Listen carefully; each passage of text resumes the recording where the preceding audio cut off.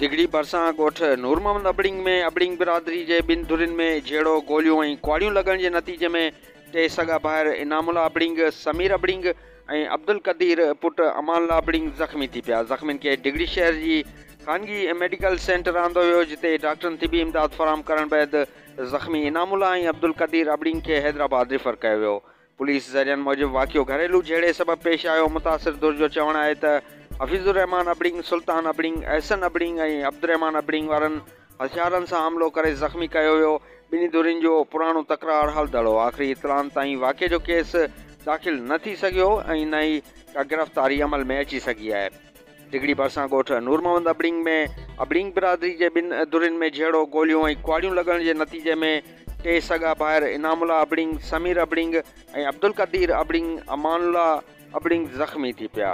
Report Aslam Parvez Naqvi, लाड़वाइस news, दिगड़ी।